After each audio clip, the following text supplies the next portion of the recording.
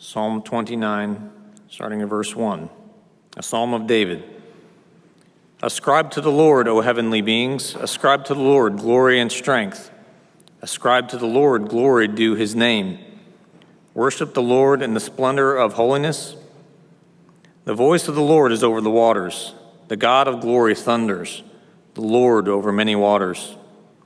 The voice of the Lord is powerful. The voice of the Lord is full of majesty. The voice of the Lord breaks down cedars. The Lord breaks the cedars of Lebanon. He makes Lebanon to skip like a calf, and Syrian like a young wild ox.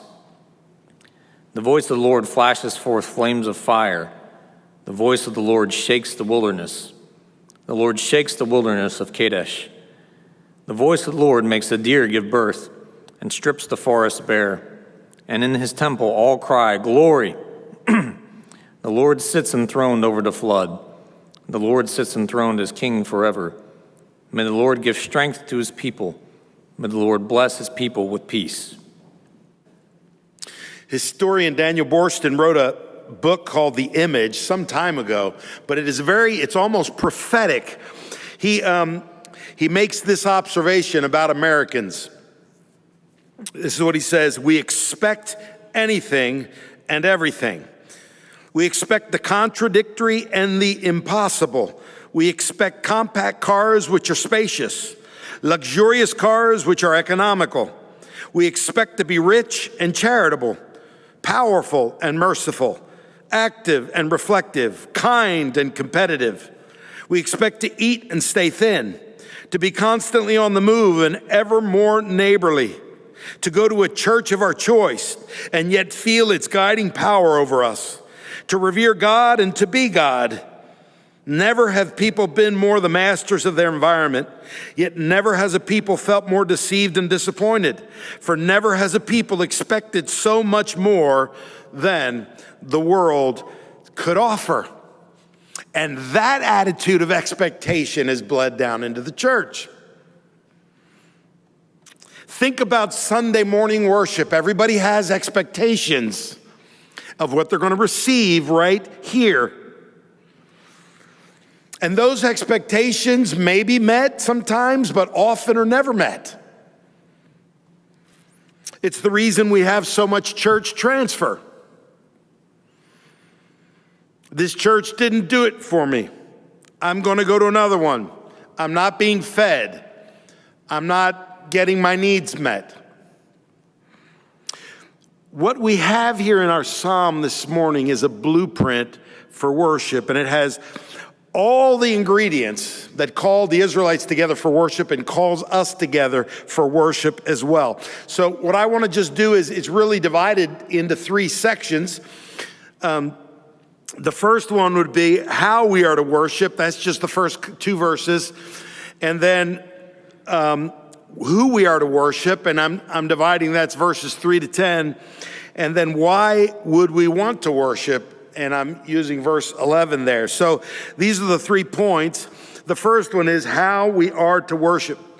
One of my seminary professors, a man named Richard Pratt, talks about 4 different motivations that people have for going to worship.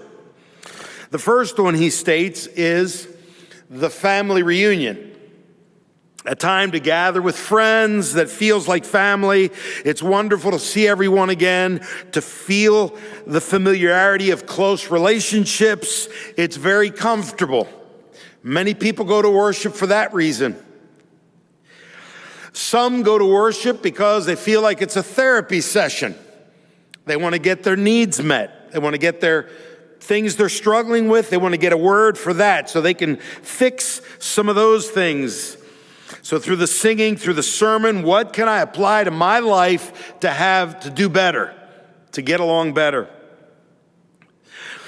A third variety is called the variety show, the entertainment of the music, the sermon, whatever else you can think of. The audience sits and watches the show that goes forward and expects to be entertained. If they don't like the music or the style or what the preacher said, it's usually good fodder for Sunday lunch. Let's talk about what we didn't like about, I didn't like that, or I liked that, oh, that was good, or that wasn't very good, or I think we ought to, maybe if they did this different, it would be better. That's the sort of the variety show where we like or we didn't like. The fourth one he brings out is the classroom. You want to learn something every time you come. So the sermon is about the pastor being able to tickle your intellectual muscle and perhaps take something away that you didn't know before. I'm here to learn something about the Word of God. And maybe something to chew on for the week. And how many people, I've already said it, leave a church because they're not being fed. So, all four of these things are things that probably will happen in a church. There will be, it should be a family reunion of people coming together to be with friends. You do take things away to help you in your life. Let's face it, it is a performance. There is that. And then it is an intellectual exercise as well. You're being told things and you're listening to things. You're exercising your intellectual muscle. But here's the point. They can't be the reason you're here. Those are byproducts of something else completely different. Look at the first two verses. Ascribe to the Lord, O heavenly beings. Ascribe to the Lord glory and strength. Ascribe to the Lord the glory due his name. Worship the Lord in the splendor of his holiness. This is pure poetry. It's parallelism in the Hebrew. But the first thing I want you to notice here is that we're being called into the throne room to worship. It's the call to the heavenly beings that are already worshiping around the throne of God 24/7. They are there worshiping, they are there praising God. And here we are David has written this psalm to call the Israelites and us into the throne room to worship God together. But then if you'll notice, in these two verses, it says, ascribe to the Lord. It says it 3 times. And then it says to worship him once. So we are to ascribe. That is the purpose of our corporate worship. What is it to ascribe? Well, the Hebrew word is habu, and the translation is to give or to cause to have. Okay? To give or to cause to have. So we are to ascribe glory and strength, ascribe the glory due his name. So here's the thing. Our purpose in worship is not to receive anything. You are not here to get something. You are here to give something. And what are you here to give? The glory due his name. You are an active participant in worshiping the God of the universe. It is not about you. It is about him and his glory.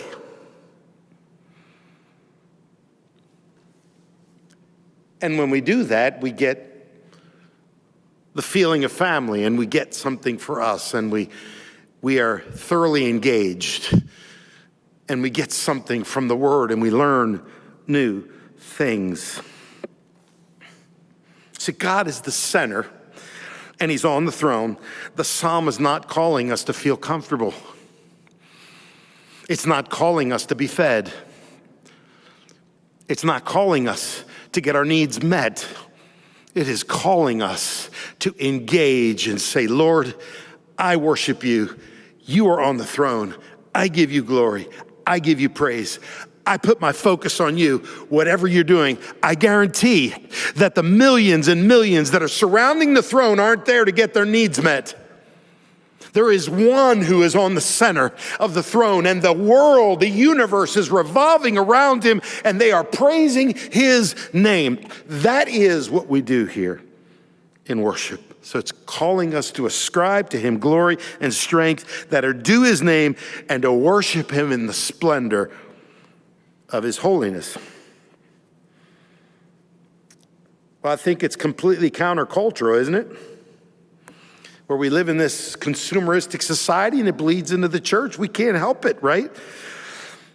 We wonder why we struggle to sacrifice of ourselves, of our time and our resources. We wonder why we don't like messy relationships.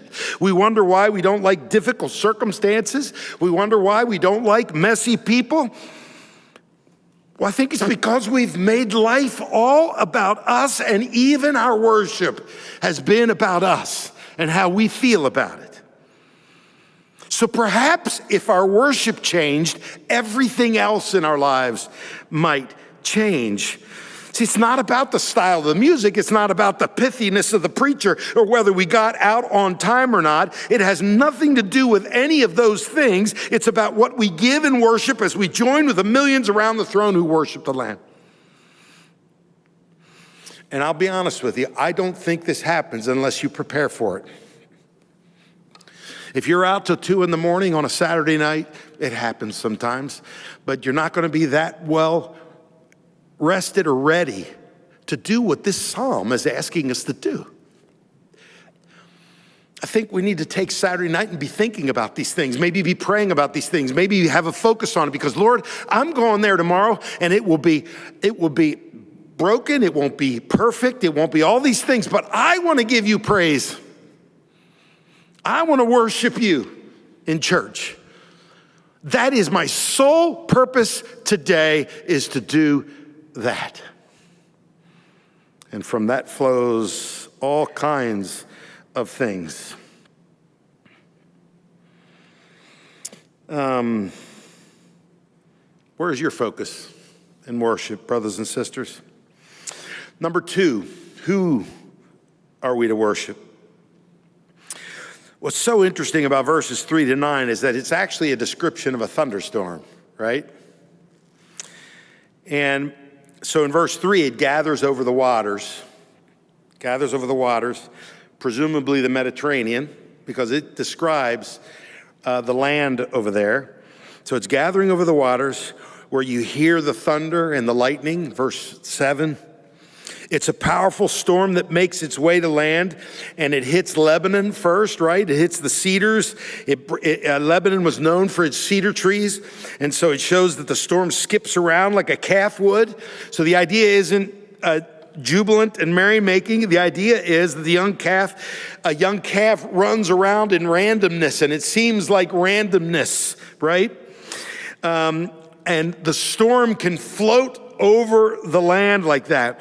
But then the storm makes its way to Sirion, which is another name for Mount Hermon. So that's a little bit further east. So it comes down off the Mediterranean into Lebanon and down across over Mount Hermon.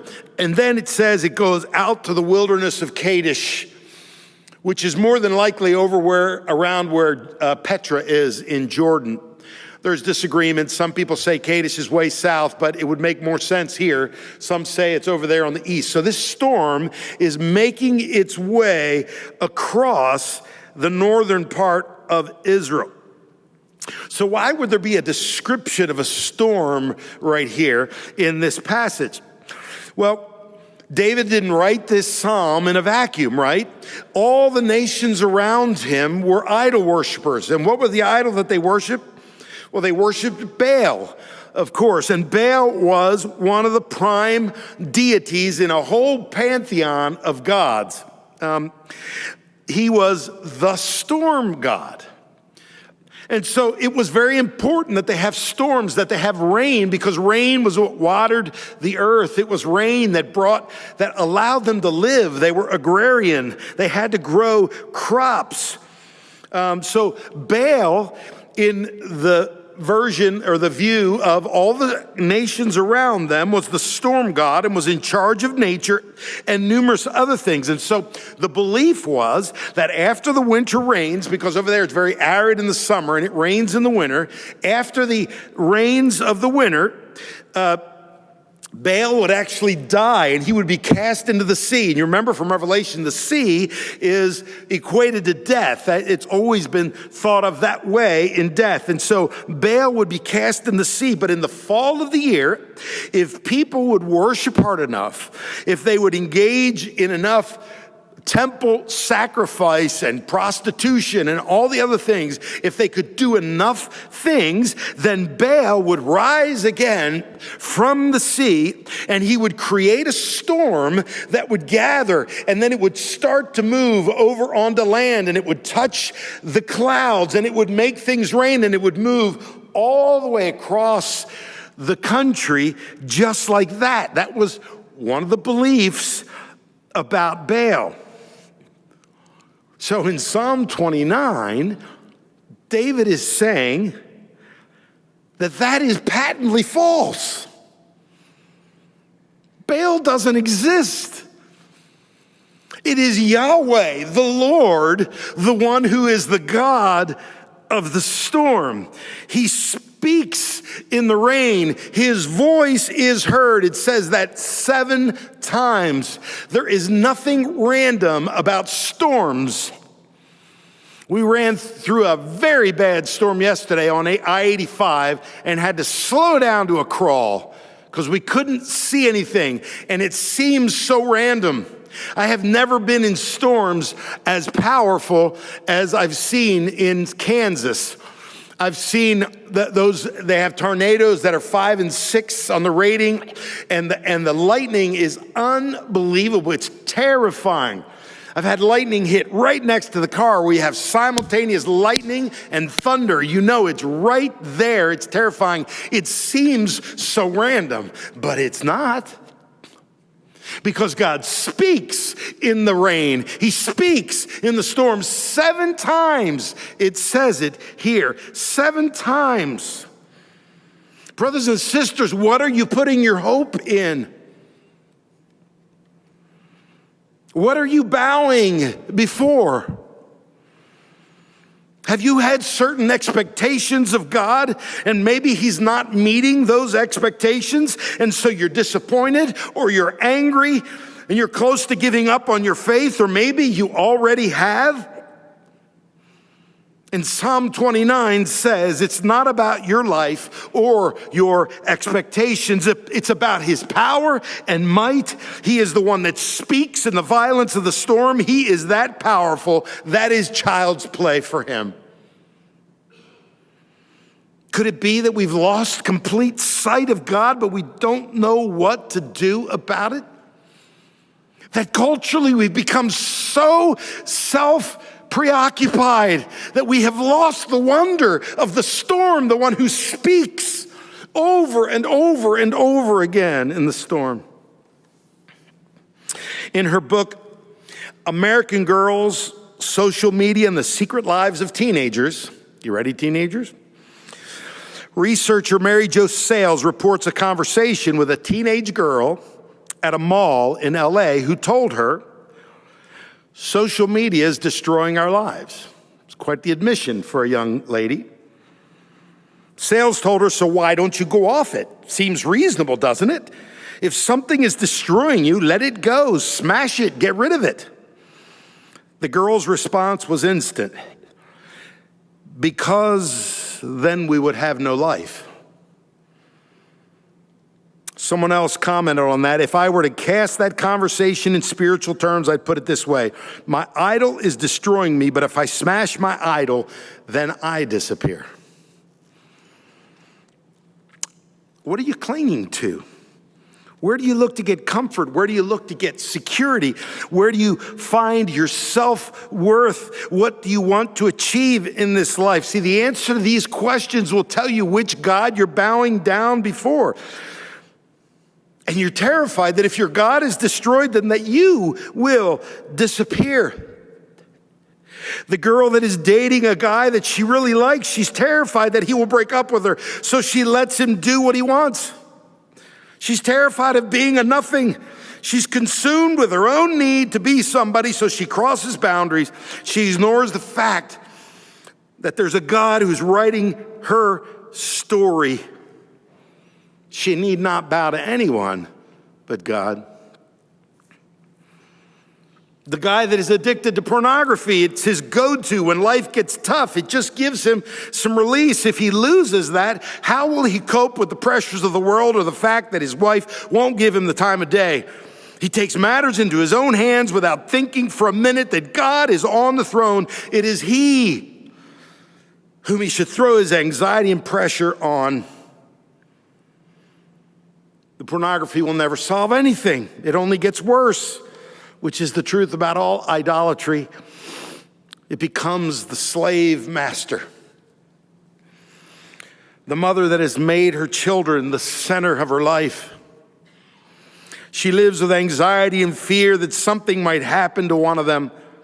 And so she controls them because of her fear. If something would happen to them, she would be destroyed. But it's not really them that she's worried about, right? She's more worried about herself, and in the process does damage to her children. She doesn't want to be destroyed, so she has to control because they're the center of her universe. She's forgotten that God is on the throne and loves her children more than she does. And we could go on and on and on with these things that all of us are so plagued with. And the answer of this psalm is that Baal is not God. Whatever you're bowing before is not God. Verse 10 says, the Lord sits enthroned over the flood. The Lord sits enthroned as king forever. Yahweh is God. Whatever you are bowing before is ultimately self-centered and it will destroy you. Only God is God, and he speaks in the storm. He controls the storm. He is enthroned over the flood. When lightning strikes and thunder roars, God is in it and he's on the move. So why would we want to worship? That sounds terrifying. I love verse 11. And I prefer the way the New Living Translation puts it. The ESV puts it as almost a request of God. Most of the other translations put it this way. The Lord gives his people strength. The Lord blesses them with peace.